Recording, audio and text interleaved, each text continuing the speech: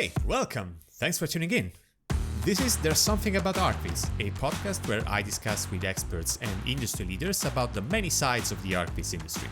I'm your host, Federico Biancullo. I am an Archviz artist, founder of The Big Picture, blogger, and content creator in the field of architectural representation.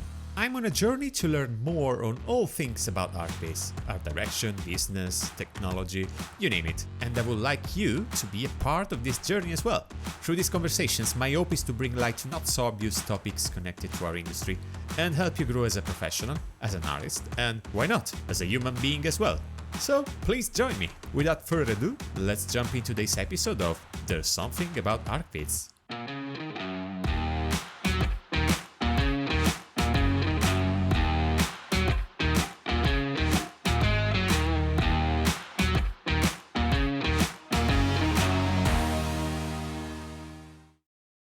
Hello, I'm back. I know, I haven't released a new episode for about more than a month now. Well, truth is I've been very busy both with work and recently with a very intensive content creation schedule. So scheduling new interviews became much more difficult.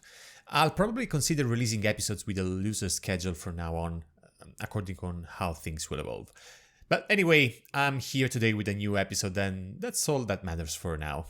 I've been thinking to make this episode for a while, and today I finally got the chance to discuss gender equality issues in our industry. Historically, Archviz has been a very male-heavy industry, and last statistics from 2016 tell us that women represented only 7% of the workforce in Archviz. I believe that the more diverse a field is, and this is especially true in creative professions, the more that field is a thriving one. So I decided to sit down with Elena Valeria Miller and discuss why women are so underrepresented in Archviz and what can we do to encourage more to join the profession. Elena is a 3D artist, creative director, and soon-to-be author on a book about composition, creativity, and personal development for CG artists. She has a long track record of working in creative fields such as photography and graphic design. In recent times, Elena became a spokeswoman for the Women in Archviz platform with the aim of giving more visibility and support to women in our field. In our conversation, we discussed how Women in Archviz started, what are the main struggles that women face in Archviz, and in which ways the industry could do better in order to improve inclusivity and equality. So, without further ado, let's jump into today's episode. Enjoy! I was on and off from Archviz. Now I'm actually writing a book. I'm working on a book. Oh, cool. Initially, it was about composition, but based on the book A Painter's Secret Geometry by Charles Boulot, is a French author. And anyway, so he is giving these frameworks and schemes, and I wanted to take these frameworks and explain them to make them relevant for CG art as well. Because people look at these frameworks and they see the paintings in the museums and okay, it makes sense, you know, the golden section and all those musical proportions. But people never apply them in like real work, you know, they are not used. And I just wanted to bring them somehow into awareness. But the thing is that after I tried to do that, I got into a lot of other areas. And I got into creativity at large, and especially the neurobiology behind creativity. So then I started to get into neurobiology. I did some research, and it just got more and more complicated because I focused a lot on what does it mean to be creative out of a biological point of view, you know, what is happening in our brain actually. And also about perception, about observation. So I've got a lot into neurobiology and psychology, and I just kept researching and now I've come to a stop. So I'm like, okay, I have this first draft now, and this contains a lot of areas they are not art. They are a bit beyond. Now I'm trying to make sense of everything I've written and try to put it all together in a way. So it's probably going to be like an artist's personal development with understanding more about our brain, about ourselves, because, you know, if we understand what's happening in our brain, you understand more about your behavior, more about yourself, and it really matters for creativity. So yeah, I'm striving to become an author rather than... You have a background in 3D as well? Before you were interested in all these topics? Yes, actually, I have recently got into 3D. Recently, meaning 10 years ago, but it's recently because I was 31. I'm 41 right now. All my other decades before, I've done graphic design. Oh. I've been a graphic designer. I have been an art director for Cosmopolitan magazine. Wow. In Romania. And I have changed a lot of jobs from after I graduated from Arts University. I have changed a lot of jobs. I wanted to learn more, and every time I have reached like a point where I was like, okay, I got this, then I have to get a better job and so on. So that's how I got into to be an art director, and then I realized, okay, this is too much managing people. For me, I really prefer more creative roles. Then I got to get into graphic design. So I was basically doing 2D for a long, long time, 20 years. I also studied arts a lot. And in 2011, I traveled to UK. That's when I did the master degree in illustration and animation. So I learned 3ds Max and basic animation. And that's where I started 3D. And I had no idea at the beginning. I mean, I started 3D modeling and I trained myself. I'm self-taught. And I got into Archviz first time in 2013. Still early, you know. Well, yeah, but for me that I'm 41, so it's like, it was quite late in my life. Now I don't do architecture, to be honest. But when I did work for Archviz, for our architectural visualization, I worked first with some local architects from here, from this city. That is a city close to London. I worked one-on-one with two architects. So one of them, they were very different. They had very different styles. So basically, I visualized their work. So I wasn't like coming up with my creative input very much. I just literally visualized their plans, which were various buildings around London. One house just here in this city that was for a planning application. So I did relatively small projects, not huge skyscrapers. I didn't do that. I did do some visualization for Oxford University because I worked in Oxford for a studio in Oxford. And I moved to Oxford for a while here, like about 2 years. And then I came back to this city because it's closer to London and I just like here more. So I did some visualization for Oxford stadiums and sports fields and stuff like that in Oxford for Oxford University, which meant a lot of exterior, which I'm not very comfortable with exteriors because I was more drawn to interiors. Also, I must admit, I did a lot of boring stuff there because there were a lot of industrial sheds. So literally industrial sheds visualization, which is like, no thanks. One is fine. You can take one as a challenge. When you start taking more, it becomes a bit boring, I know. It's becoming like, okay, what am I doing here? And then, yeah, I worked with other various clients, like on very specific project. I worked with an advertising agency as well in Oxford. I did some work for Autodesk that was through that advertising agency. So like branding work, like 3D modeling and 3D rendering. I just want to move slowly towards the topic of today. Yes. You've been in graphic design, you've been in so many fields.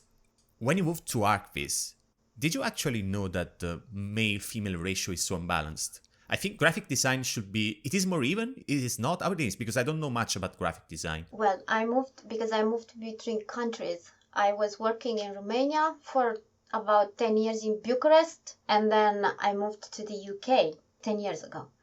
And the cultural differences are enormous. Cultural differences and socio-economical environment, that matters a lot. In Bucharest, there weren't so many female, even in graphic design. I was always among very few in teams. When I was working in team, I was like the only girl art director. I mean, through all the corporation, because it's Sanoma Hearst Corporation and it's got lots of magazines. And I think I was the only girl who was an art director in the entire building. There were mainly men, mainly I had to compete with men. Even more like the more girly magazines, they still had males in art directors. I mean, the editor-in-chief was a female, let's say, but the art director, the one who also was doing some design work, because you do a lot of design work as well as an art director, there were majority males and majority of jobs I was chasing, like I was competing mainly with males. But obviously, going forward in time, it's getting better. The equality is starting to rise a little bit. I mean, not the equality, the tendency. But anyway, so in the UK was a completely different attitude. It's also a matter of attitude. You see, there's a lot less prejudice, a lot less bias. I mean, people do treat you like an individual, not like, you see, that's the problem many female artists have, that I want to just be treated like the other guy in the team. You know, I don't want to be treated like she's got written on her forehead that something else. You know, that's why not many, but some female artists were upset by even the existence of this group, because they said, okay, this is a discrimination already. We're talking about women in Archviz now, right? Yeah, it's not a discrimination. We are trying to do exactly the opposite. But how do you do the opposite without pointing out that there are very few women? Which is true, by the way. We don't have current statistics at hand, but the last statistic that Jeff Mottle did, because Jeff Mottle, he was the first who started all this, even questioning, hey, what's going on in our field? Not many people did that at that point. And he did a statistic in 2016, and there were only 7%. I remember that one. I was referring to that one. That one is old, so probably now it's a lot better. But I have the impression that now this percentage is quickly rising. I see a lot of female artists in school. So we don't have data at hand, like very recent data. I think there's few people in the industry that are able to gather this. Yes, exactly. I mean, you have to be in a position to manage to do that.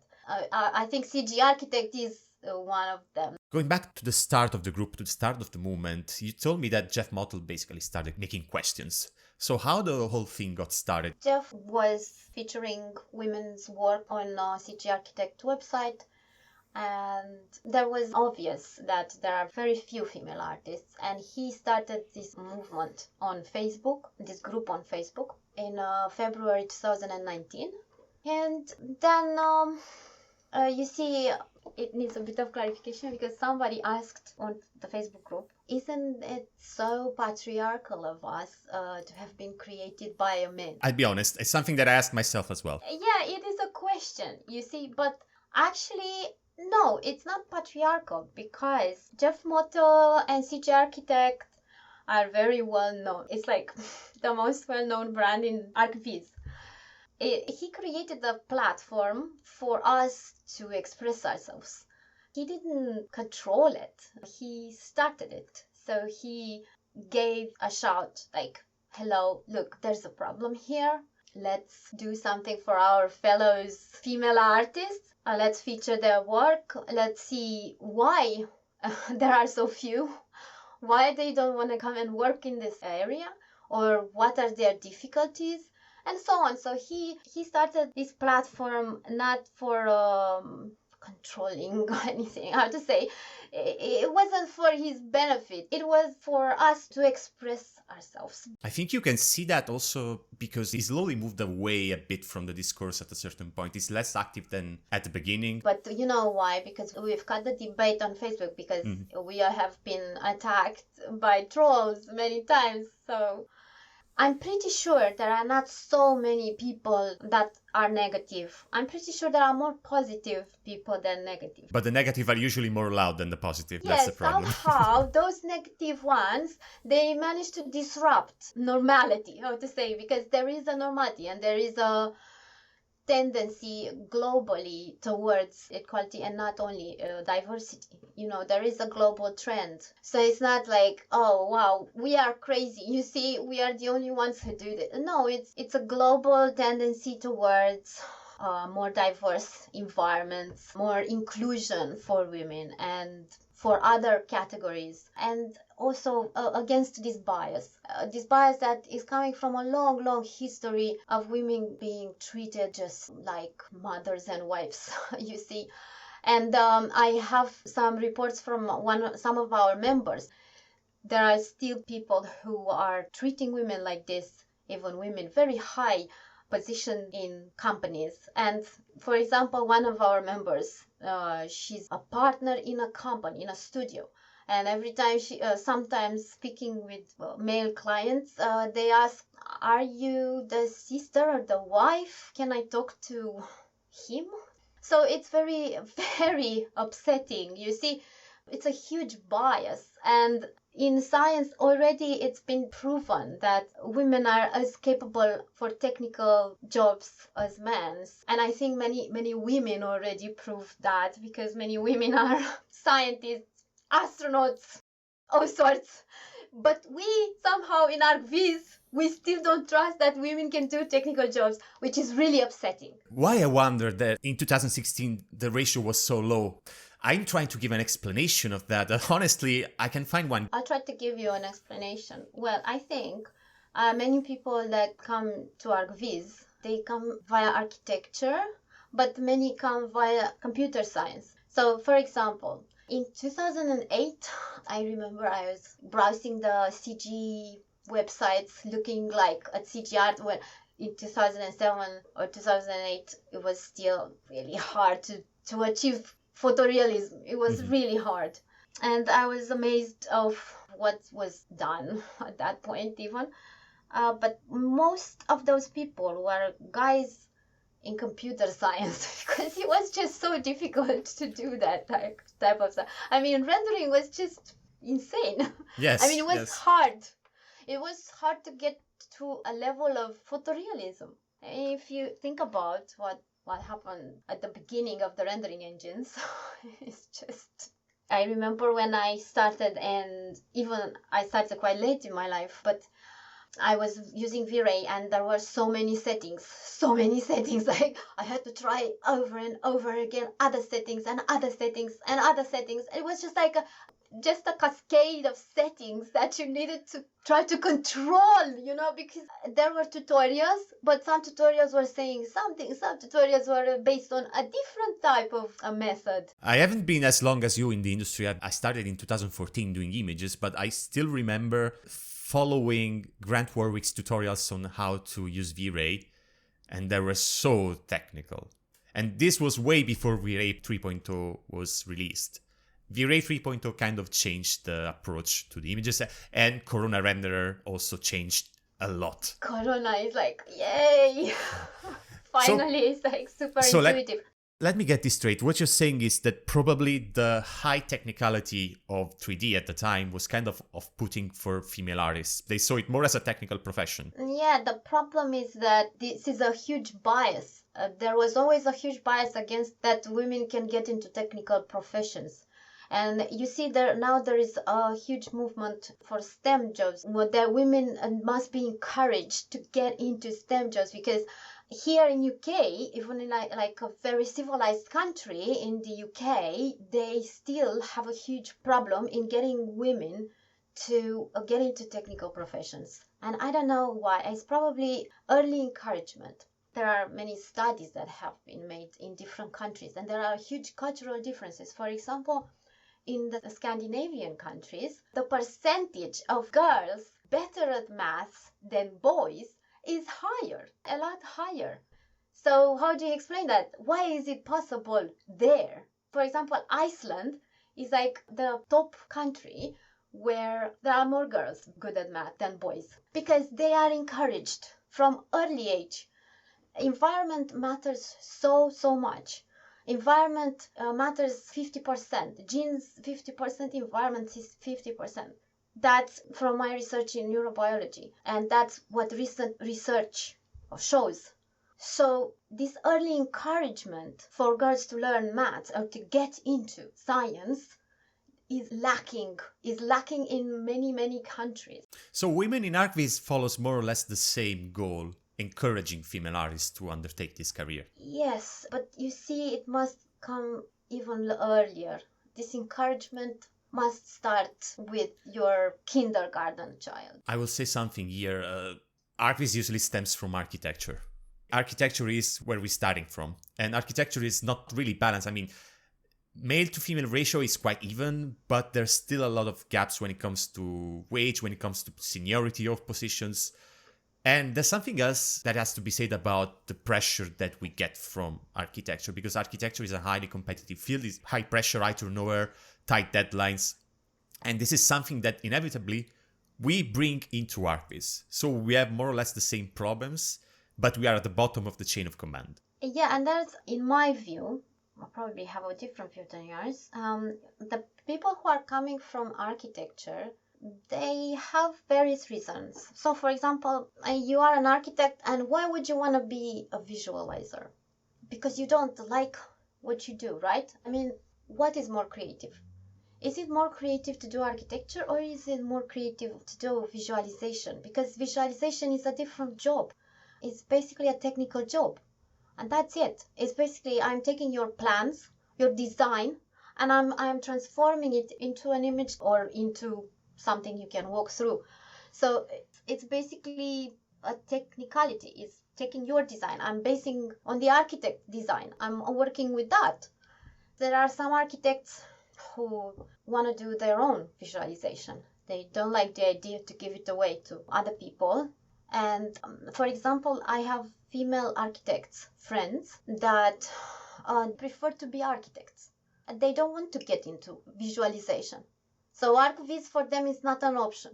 So I think many women that are working in architecture are just not attracted to visualization because it's not for them. I mean, they maybe feel like they are more creative or they can reach their own potential more in architecture or in interior design, but not necessarily just, doing some pretty pictures, pretty renders.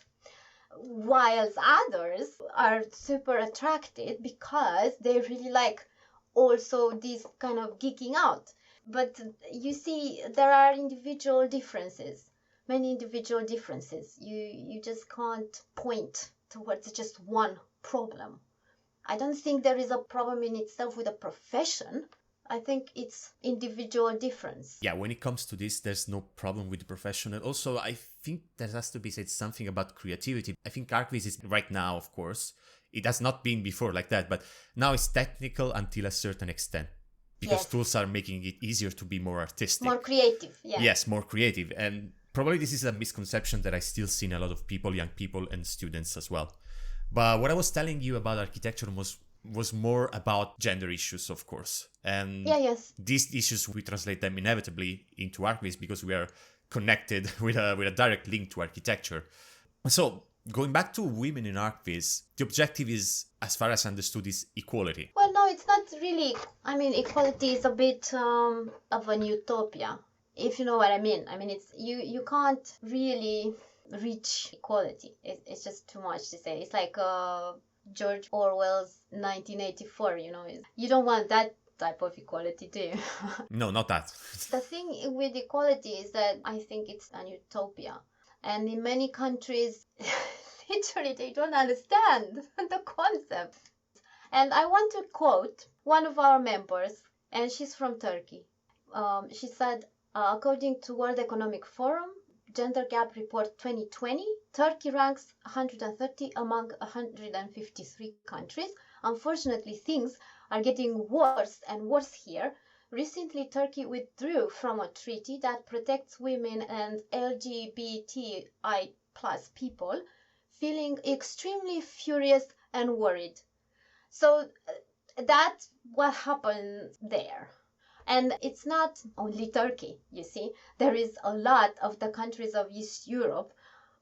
I'm coming from East European country, a former communist country. I grew up under communism for 10 years. communism generated some monstrosities because of cultural shock. After the communists fell, basically in the 90s, everybody just went crazy, you know. You see, not being able to even leave the country to even listen to music, because you couldn't listen to music. There are only choirs about the dictator, and you couldn't watch TV. There are countries out there that are still in the dark Middle Ages, you see. And when we talk about those countries, you can drop it with the diversity and equality. I'm realizing it is going to be really difficult to keep it just about Archviz because this branches out on so many levels. The thing is, in Archviz is a relatively small industry. It's not that huge comparing to architecture. I think architecture, obviously architecture is a lot huge. No, it's huge comparing to Archviz. And the thing is, there are many corporations and companies that are doing their own visualization in architecture and so on. So if I try to point out why we did this group, we just wanted to create the community. It's just a community support group. We are not trying to make a revolution or anything like that. It's a community support group, and it's just for women to say, hi, I am here. I'm also doing this. I love this. Why am I not considered at all? Seriously, it's like women are very dismissed and ignored completely because they are few and they are just, there are different stages in which you are as an artist, and obviously everybody has a start, everybody has a better level or maybe not a good level. So obviously we see more outstanding work from men because there are more males, and proportionally, obviously, there will always be more exceptional work from males because of the proportion. It's kind of a no-brainer. The thing is, what we are trying to do on this group is show that we have also exceptionals. We also have exceptional work from female artists. You see, it's not necessarily that we can't get there. We can. It's just that we are not so many. And proportionally, this imparity is probably going to be very slowly. For example, in London is great. There are many female artists here. So in one 3DS meetup, I was going a lot to the 3DS meetups. Probably everybody knows the 3DS meetup because it's also online. And 3DS meetup has been traditionally an Archviz gathering. And at the beginning, when I first went there with my friend Vida, and we were like just two women. And then just, they were, maybe we are the waitresses or something. So you see, it was huge, the gap. When I was attending in 2019, there were more women at the meetup almost. More female artists even than men. So how to say, in London, probably Scandinavian countries, there is a better equity. But if you see the wider circle of Archviz, so if we take into account industry conferences, showcase on websites, have you seen a certain inversion of trend in the last 2 years? Let's start from 2019 when Women in Archviz started. So in these 2 years, have you seen any inversion of trend in these areas? Not really inversion. The only inversion it was at the 3DS meetup when there were almost more women than men. But that was just an event. So I can't tell from an event necessarily if there is a trend inversion. For example, there are still very few panelists, speakers at events. There are always less or none, no females, no whatsoever.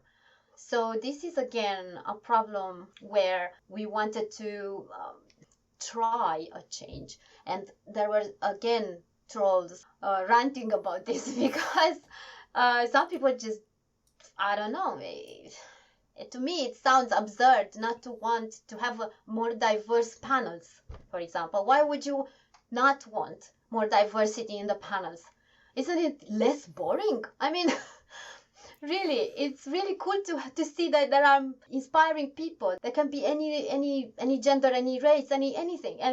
Really, it's welcoming to have more diverse panels. But some people still are against. Do you think it is harder to have female panelists for organizers? I don't. Why? Why would that be? I don't understand. Okay, well, wait. There are indeed some females, for example, that said, I refused. So if the problem is from the other side, that's obviously unlucky. How to say, if somebody refuses, a female artist, and if you say no, and then where do I find another one? That's the problem. Yeah. Where do I find another one that is like the level of this one? Yeah. That's the problem. Also, female artists should be aware of this situation. When they are asked to speak, they have to say yes. Because otherwise we can't change things. Under this light, what can be done to highlight more and to do more for women in our field? Well, I asked people, because I have also my own group that is closed. It's only for women, professional. It's called Women Forum in Archviz, and it's only by invitation, and it's completely closed. People can express themselves better in a secret environment rather than knowing that this is gonna be attacked by some kind of troll in public, in the public group. That's why we don't do these debates anymore on public group, because there is no debate. There is a tendency towards diversity. So why do we have to still debate about this? We don't have to debate. What we do is support and try to be a platform for women to just be visible, because they don't want, some of them, they don't want to be visible. Some of them, I'm trying to find on the time examples and posts, because we need role models, but role models close to us in our environment that we can talk to, we can connect to, immediately connect. We don't need VIPs that are somewhere you don't even know if they are real. We need people, we need role models that are near, that are accessible. And you see, look, she did this, she did that.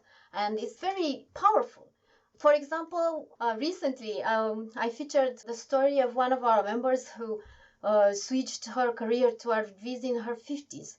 It's amazing. This is a huge, inspiration. And you can say, yeah, you can chase your dreams no matter when in your path, in your career, in your journey. There is always hope, so we need more role models. We need inspiring people, and we do need this thing with the women speakers. We need this more as well. And, well, education is getting better, so we already said this is one of the big channels that would attract, obviously. What else? How else can we attract? Well, the maternity policy is a big ouch. The thing is, when I was pregnant, I just stopped working. And when I wanted to get into a contract, I was very close to sign a contract, and they said, oh no, we can't work with you, you're pregnant. Woo! They were freaked out. My God, you're pregnant. So that's the problem that we have to deal with. And one of our members said she never felt in her career that she was treated differently because she's a woman, only except when she got pregnant, and then she was like... The work collapsed, yeah. Exactly. This connects a bit what I was telling you just a bit before. I think it's a systematic issue of the profession that inevitably reflects on maternity issues. Yeah, but maternity doesn't last forever. I mean, come on. Yeah. And there is another problem sure. here. In Scandinavian countries, they can deal with it. We can't. So it's always like that. We have to just take the examples from the Scandinavian countries where they consider both parents. They are not considering, it's just the mom, okay? It's parent number 1 and parent number 2, okay? You don't have to just do this gender thing. We are both in this, and this is what we're gonna do. The maternity leave is more equal. It's not even called maternity. Yeah, it should be something like parental leave. Parental, yes. What are we gonna do? We're gonna go extinct because of the deadline from Archviz? Come on. Anyway, another one of the good examples in this is Anna Parry. And she is a project director and partner at Hayes Davidson in London. And she's had a real initiative towards more equal maternity leave. And they implemented this as an internal rule in their studio, which means it can be an example for other studios that, you don't necessarily have to wait for some central government decisions and all that. You can just do some arrangements, internal arrangements in studios. You can change a little bit the policies in your studio to accommodate women to feel more normal. How to say? Because it's not only a woman problem. It should be both parents' problems. It's a parent's problem. It's a parenting thing. When I mentioned the systematic issue is that, you see, our industry is made mostly by boutique offices or small companies. And in these cases, when there's a maternity leave or a parental leave, the work collapses in these companies. So in these companies, it's much more difficult. I've heard secondhand reports from people working in these companies that are having actual problems in mentioning the idea of having kids. And that's terrible because the boss was, putting a wall in front of that idea. That's what why I mentioned it's a systematic problem in our industry. And it's a difficult issue. Honestly, I like discussing these issues. I don't have a solution, of course, because I'm not a policy maker, but it's something that we have to make people aware of, I believe. Yeah, that's the problem. I don't have a solution either. But if you look at Hayes Davidson, well, of course, this is a very famous company, isn't it? But there are some examples of people who manage to accommodate these issues internally. So it's not totally impossible. Obviously, as a woman in this field, you have to be very aware of this problem. Maybe you have to plan ahead. But many couples are they are both 3D artists. There has to be an understanding, a compromise somehow. Obviously, it's all the women that I talked with, they struggled as moms. And some of them, they said, I was just working with my baby like this in front of my computer. And I did that for a while as well. My baby here and my keyboard here. So you see, to be a mom is the hardest job in the world. Archviz is a piece of cake. You see?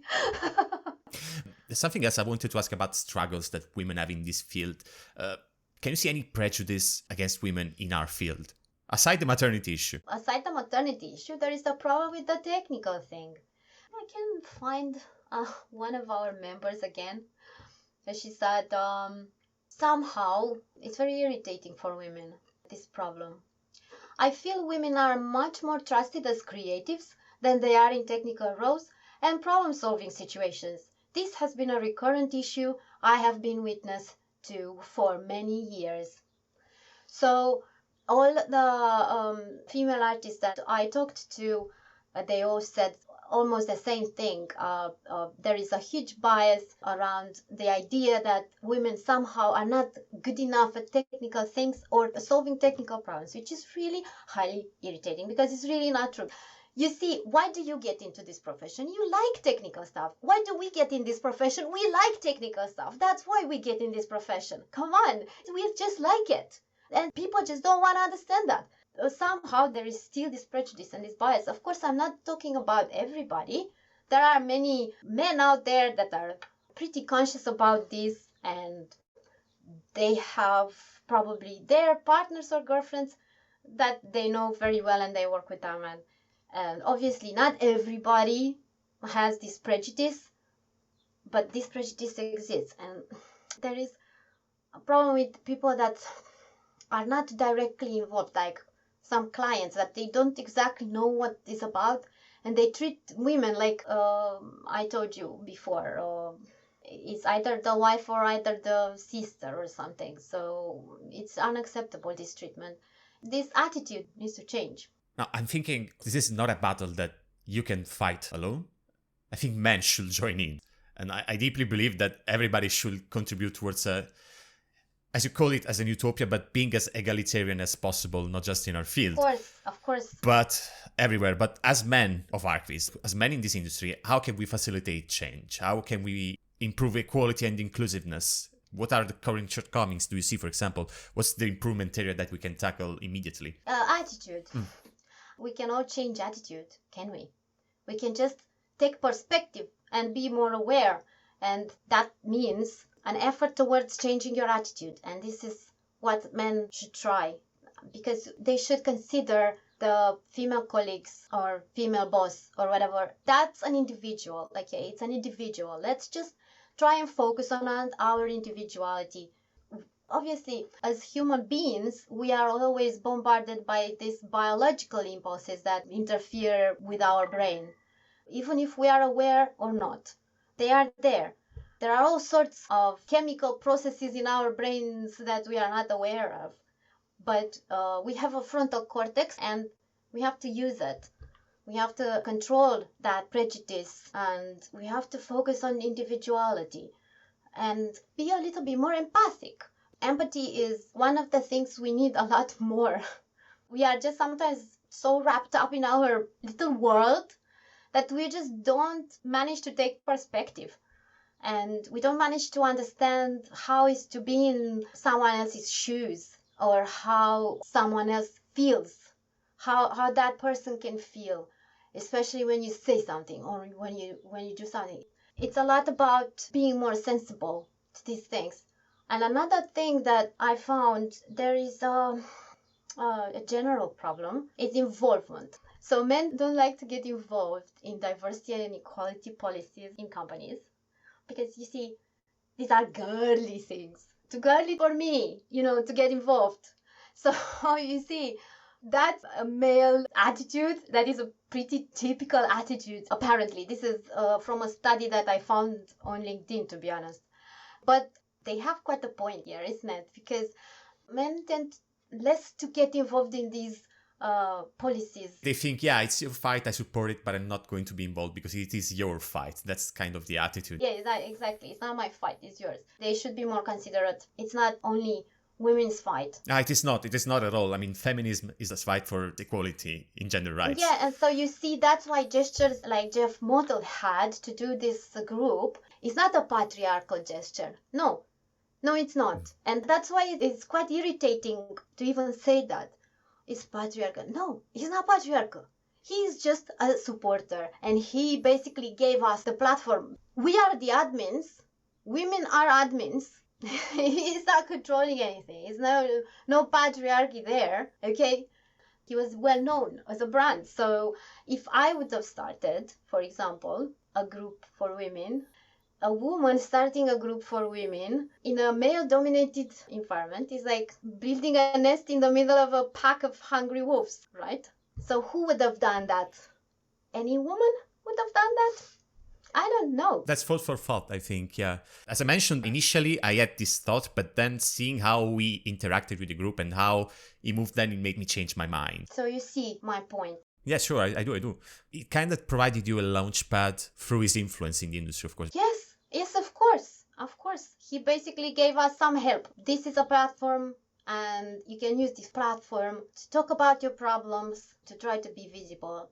You see, we are also on forums, on rendering forums. But on a rendering forum, you can be whoever you want to be. You can have a nickname. Nobody knows what gender you have. So on forums, on rendering forums, it's fine. We feel normal, included, it's okay. You get feedback. It's just normal. It's just normal. And as soon as the problem goes in the light of day, trying to get a job or trying to talk to a client, that's when the problem starts. I see you're passionate about this and we could just stay here and speak about this even more. If you were to give a piece of advice to women wanted to join Archviz and to jump into this career, what piece of advice would you give? Probably stand up for yourself. Just don't get intimidated.